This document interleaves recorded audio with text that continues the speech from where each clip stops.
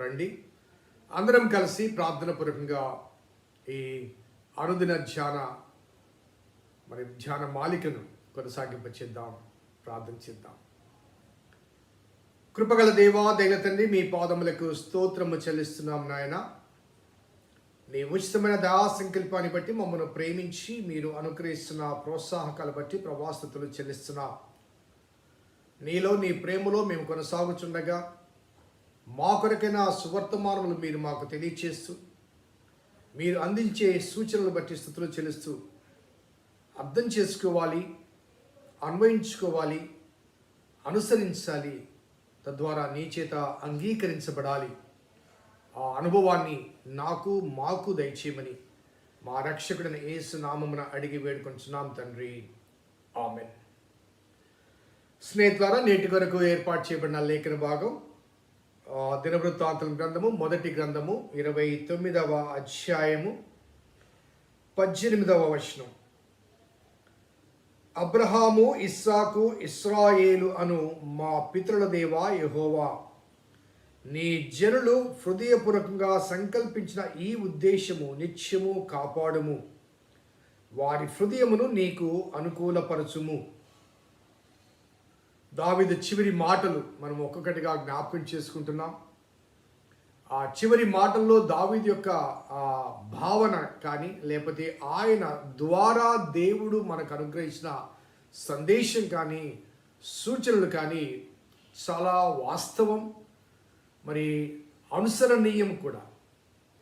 కాబట్టి ఒక్కొక్క అంశాన్ని మనం జ్ఞాపకం చేసుకున్నప్పుడు ఏ రీతిగా ఆ ఆలయ నిర్మాణం కొరకు తాను ప్రయాసపడ్డాడు, సమీకరించాడు, అదే రీతిగా విరాళాలు ఇచ్చాడు, ప్రేరేపించాడు, అదే రీతిగా దేవుణ్ణి ఏ రీతిగా కొనియాడాడు, సమస్తాన్ని దేవునికి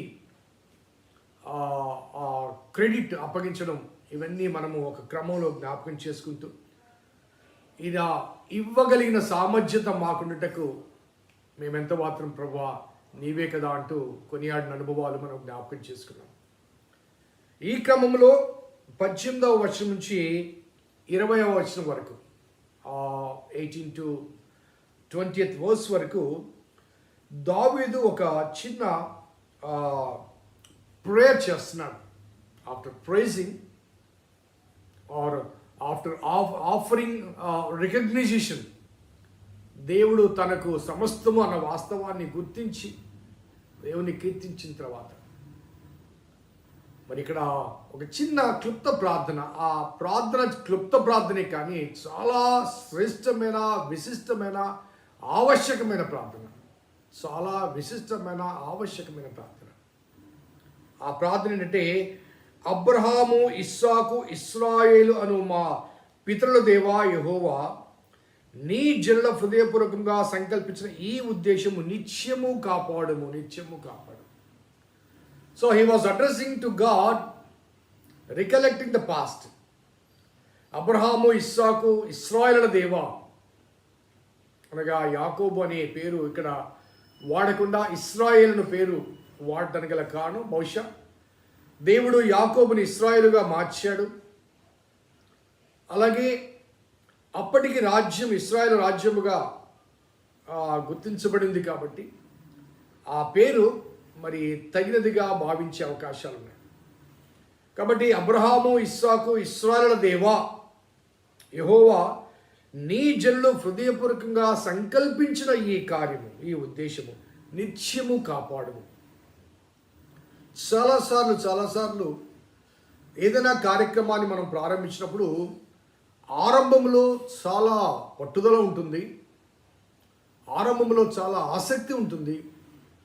కానీ కొనసాగదు కొంత ఆసక్తి తగ్గిపోతూ ఉంటుంది. ఒక సామెత కూడా ఉంది మన తెలుగు వారి గురించి, ఆంధ్రులు ఆరంభ శూరులు అని. సో ఆరంభించినంత తేలిక కాదు కొనసాగించడం, ఆరంభించినంత తేలిక కాదు కొనసాగించడం. నేను మన విషయం ఒకసారి చెప్తాను. మనకు ఆలయం లేనప్పుడు బయట ప్రదేశంలో ఒక అద్దెకున్న హాల్లో మనం ఆరాధన జరుపుతున్నప్పుడు అప్పుడు ఉన్నటువంటి పట్టుదల కానీ, అప్పుడు ఉన్నటువంటి ప్రార్థనలు కానీ, అప్పుడు చేసినటువంటి ప్రయత్నాలు కానీ, కాలక్రమేణా దేవుడు మనకు అన్నీ సమకూర్చి, ఆలయం ఇచ్చి, సౌకర్యాలు ఇచ్చి, అన్నీ ఇచ్చిన తర్వాత మనము నేను చెప్పిన ఆ విషయాల్లో కొద్దిగా వెనకబడ్డాము, లేకపోతే ఆసక్తి కొంత సన్నగిలింది అన్న విషయాన్ని తప్పనిసరిగా ఒప్పుకోవాలి. ఆ కాలంలో ఉన్నటువంటి ప్రార్థనాశక్తి కానీ, పట్టుదల కానీ, ఆ కలెక్టివ్నెస్ కానీ, ఆ ఆసక్తి కానీ, సో కాలక్రమేణా ఏదో మొక్కుబడిగా వస్తున్నామే తప్ప మరి దేవుని మందిరం పట్ల, ఆలయం పట్ల, ఆరాధన పట్ల ఆశ, ఆసక్తి చాలా వరకు తగ్గిపోతూ ఉంది. అందుకనేమో బహుశా దావీదు ద్వారా దేవుడు పలికించిన ఒక స్తుతి, ఒక ప్రార్థన ఏంటంటే, ప్రభువా ఈ ఉద్దేశము అనగా మనోపూర్వకముగా, హృదయపూర్వకంగా సంకల్పించిన ఈ ఉద్దేశము నిత్యము కాపాడము. అనగా ఇప్పుడున్నటువంటి ఆ స్ట్రెంగ్త్ కానీ, ఆ కరేజ్ కానీ, ఆ పట్టుదల కానీ, ఆ ఆశ కానీ, ఆ ఆసక్తి కానీ నిత్యము ఉండాలి. It should be a continuous process. ఒక జాబ్ ఇవ్వబడింది, అది ముగించాం, అయిపోయింది అంటూ చేతులు కడుక్కోవడం కాదు. So it is a continuous process. ఎందుకంటే దేవుడు నిత్యము ఉండువాడు, ఆ దేవుడు నిత్యము సహాయం చేయవాడు, ఆ దేవుడు నిత్యము కాపాడువాడు. కాబట్టి ఆ దేవుడు నిత్యము స్తోత్రార్హుడు. నిత్యము అతడు స్తుతించబడాలి, నిత్యము అతడు కీర్తించబడాలి, నిత్యము అతడు ఆరాధించబడాలి, నిత్యము ఆయన పట్ల శ్రద్ధ, ఆసక్తి కలిగి ఉండాలి. ఎందుకంటే ఆయన కృప శాశ్వతమైన కృప, ఆయన కృప శాశ్వతమైన కృప. ఒకనాడు ఉండి ఆ తర్వాత అనే భావన లేదు, మనలో ఆ భావన ఉంది. కాబట్టి మనము ఏ రీతిగా అయితే దేవుని పట్ల, లేకపోతే ఆలయం పట్ల, పరిచర్య పట్ల, ప్రార్థన పట్ల ఆసక్తి సన్నగిలుతుందో, అదే రీతిగా దేవుని యొక్క ప్రేమ, వాస్తలు కూడా మన పట్ల సన్నగిలుతూ ఉందనుకోండి, మన మనుగడ ఎలా ఉంటుందో ఒకసారి ఆలోచించండి. సో దేవునికి సమీపముగా ఉంటే దేవుడు మనకు సమీపంగా ఉంటాడు. మనము దేవునికి దూరం అయ్యే కొలది దేవుడు కూడా మనకు దూరంగానే ఉంటాడు. దేవుడు ఎప్పుడూ దూరం కాడండి. దేవునికి మనమే దూరం అవుతుంటాం. దేవుడు ఉన్న చోటనే ఉంటాడు. Is always available to us. మనకి ఎప్పుడూ అందుబాటులో ఉంటాడు. కానీ మనమే దీవించబడిన కొలది, ఆస్వాదించబడిన కొలది ఆసక్తి తగిలిపోయి మరి ఆ దీవెనల మధ్య మనము కొనసాగుతూ దేవునికి దూరం అవుతుంటాం. కొన్నిసార్లు ఉద్యోగాలకై ప్రార్థన చేస్తారు, దేవుడు ఉద్యోగం ఇస్తారు. ఆ ఉద్యోగం ఏమవుతుందంటే దేవునికి మనకు మధ్య దూరాన్ని పెంచుతుంది. గర్భఫలాల కొరకు ప్రార్థన చేస్తాం, దేవుడు గర్భఫలాలు ఇస్తాడు. ఆ గర్భఫలాల మీద ఉన్న ప్రేమ, మమకారము, ఆసక్తి, ఆప్యాయత ఇవన్నీ కూడా దేవుని నుంచి మనకు దూరం చేస్తాయి. అలాగే కొన్ని సౌకర్యాలు మనం అడుగుతాం, ఆ సౌకర్యాల అనుభవాల మధ్య ఆ సౌకర్యాలు ఏం చేస్తాయంటే దేవునికి మనకు మధ్య. సో దేవుని నుంచి దూరం చేస్తుంటాయి కొన్నిసార్లు. దేవుడు దూరం కాడండి, ఇప్పుడు కూడా దేవుడు దూరం కాడు. దేవుడు ఆల్వేస్ ప్రజెంట్. ఉన్నవాడు అనువాడు ఆయన ఇక్కడే ఉంటాడు. ఆయన నువ్వు ఎక్కడికి వెళ్ళగా నీకు సమీపంగా ఉంటాడు, కానీ నీవు సమీపంగా ఉండవు, నీవు దూరంగా పోతున్నావు. అందుకే దావీదు చేసిన చిన్న ప్రార్థన అయినప్పటికీ ఆ ప్రార్థనలోని సారాంశం ఏంటంటే నిత్యము నిత్యము నిత్యము. ఒక రోజు కాదు, 2 రోజులు కాదు, 1 సంవత్సరం కాదు, 10 సంవత్సరాలు కాదు, 50 సంవత్సరాలు కాదు, నిత్యము. Is an everlasting God. నిత్యుడైన తండ్రి ఆయన. కాబట్టి నిత్యము ఆయన స్తుతించాలి, నిత్యము ఆయన గణపరచాలి, నిత్యము ఆయనకు సమీపంగా ఉండాలి, నిత్యము ఆయన ద్వారా మనం కాపాడబడుతూ ఉండాలి, నిత్యము ఆయన ద్వారా ప్రేమించబడుతూ ఉండాలి, నిత్యము ఆయన ద్వారా పోషించబడుతూ ఉండాలి. కాబట్టి దేవుణ్ణి అడుగుతున్నాడు, ప్రభువా జనులు హృదయపూర్వకంగా సంకల్పించిన ఈ ఉద్దేశం నిత్యము కాపాడము, అట్ ద సేమ్ టైం వారి హృదయము నీకు అనుకూలపరచుము. వారి హృదయాన్ని అనుకూలపరచు. ఇందాక నిన్న కూడా చెప్పాను కదండి, మొక్కుబడిగా బలవంతంగా కాదు, హృదయపూర్వకముగా వారి హృదయాల్లో మరి సంకల్పించిన ఈ ఉద్దేశం, ఆ ఉద్దేశం నెరవేర్చడానికి వారి హృదయము నీకు అనుకూలంగా ఉండాలి. అది కూడా నిత్యము ఉండాలి. వారి హృదయము నీకు అనుకూలంగా ఉండాలి.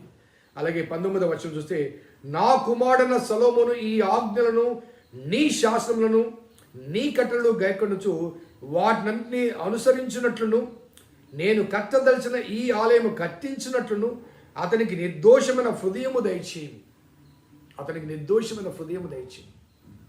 నేను సంకల్పించిన ఈ ఆలయము కట్టుటకు, కొనసాగించుటకు, దానికి తగిన రీతిగా నీ ఆజ్ఞలు, నీ కట్టడు, నీ విధులు, మరి నీ శాసనములు గైకున్నట్లుగా, వాటిని అనుసరించినట్లుగా. We know what is the God's principles and God's law towards us. మనకు దేవుని ఆజ్ఞలు తెలియదని కాదు, కానీ అనుసరించడంలో మనము విఫలమవుతుంటాం, వెనకడుగు వేస్తుంటాం. ఏది చేయకూడదో దేవుడు చెప్పాడో అది మనకు తెలుసు, ఏది చేయాలో దేవుడు చెప్పాడో మనకు తెలుసు, కానీ ఆ చేయటానికి హృదయము రాదు. ఇక్కడ ఈ ప్రార్థనలో 3 సార్లు హృదయం అనే మాట వాడబడింది, గమనించారా? మొదటిగా నీ జల్ల హృదయపూర్వకంగా సంకల్పించిన అంటాడు. రెండవది వారి హృదయము నీకు అనుకూలపరచమంటాడు. మూడవది మరి అతనికి నిర్దోషమైన హృదయము దయచేయము. నా కుమారుడికి నిర్దోషమైన హృదయం అనగా దేవుని కొరకు సంకల్పించిన దైవిక కార్యక్రమంలో దోషం ఉండకూడదు, దోషం ఉండకూడదు. నిర్దోషమైన హృదయం కావాలనగా ఆ హృదయంలో ఎటువంటి సెల్ఫిష్ డిజైర్ కానీ అన్వాంటెడ్ మరి ఎఫర్ట్స్ కానీ ఉండకూడదు. నిర్దోషమైన హృదయముతో, దోష రహిత హృదయాలు కావాలి దేవునికి. సో ఆ కుమారు గురించి ప్రార్థించేది, ప్రభా నేను కట్టాలనుకున్నానయ్యా, నా కుమారుడు అన్నావు, నా కుమారుడిని కోరుకున్నావు, కాబట్టి నీవు కోరుకున్న నా కుమారుడు, నేను కోరుకున్న ఆ మందిరాన్ని నిర్మించే ఆ నిర్దోషమైన హృదయాన్ని, ఆ నిర్దోషమైన హృదయం కావాలంటే ఆ కుమారుడు నీ కట్టడలు, నీ శాసనములు, నీ ఆజ్ఞలు, నీ విధులు హృదయపూర్వకముగా అంగీకరించాలి, అనుసరించాలి. హృదయపూర్వకంగా అంగీకరించాలి, అనుసరించాలి. A small prayer but a beautiful prayer and worthy prayer and required prayer. అవసరమైన ప్రార్థన. ఆ ప్రార్థన చేస్తూ మరి ఈలాగు పలికిన తర్వాత దావీదు, ఇప్పుడు మీ దేవుడైన యెహోవాను స్తుతించుడని సమాజులందరూ చెప్పగా వారందరూ తమ పితరులైన దేవుడైన యెహోవాను స్తుతించి యెహోవా సన్నిధిని రాజు ముందరను తలవంచి నమస్కారము చేసిరి. ఆ తర్వాత వారు బలులు అర్పించి. సో ప్రార్థన ముగించిన తర్వాత now let us thank God, let us praise God. ఎందుకంటే వితౌట్ హిమ్ వీఆర్ నాట్. ఆయన లేకుండా మనం ఏమీ లేము. కాబట్టి ఈ చివరి మాటల పరంపర ఒక్కసారి నేను మరలా నెమరు వేస్తాను. దావీదు సమస్త సమాజాన్ని పిలిచాడు, ద టోటల్ అసెంబ్లీ, జనరల్ బాడీని పిలిచాడు.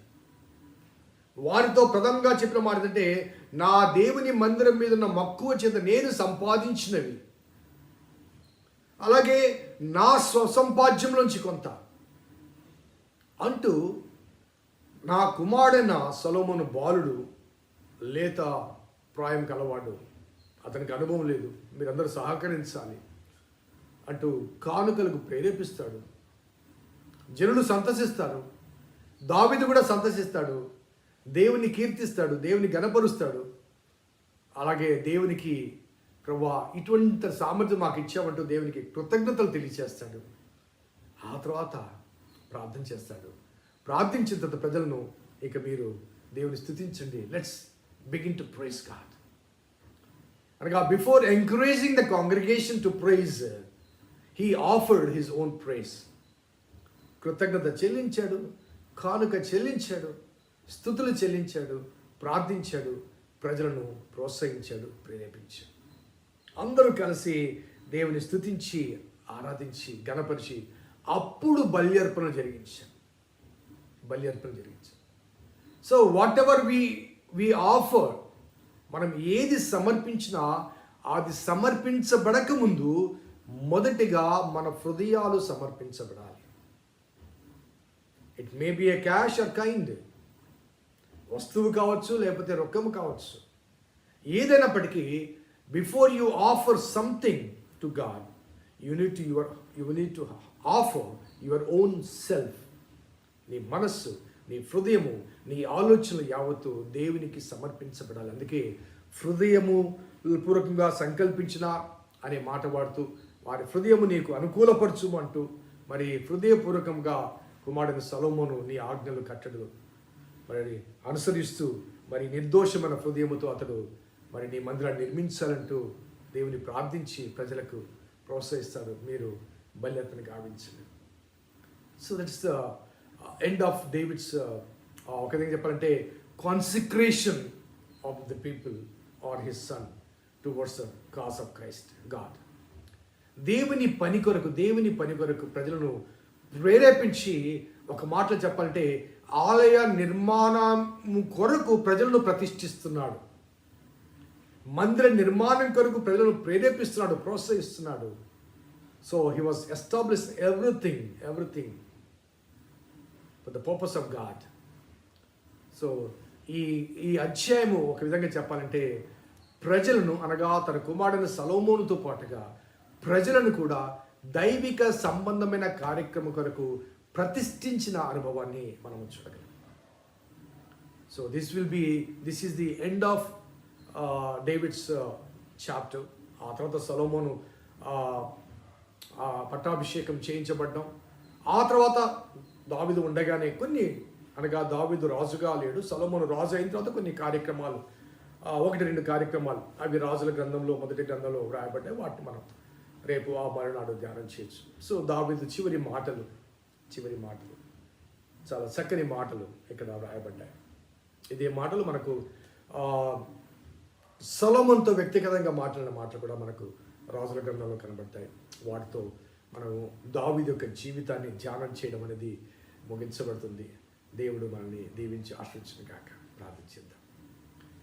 కృపగల దేవా, దయగల తండ్రి, మీ పాదములకు స్తోత్రము చెల్లిస్తున్నాం నాయన.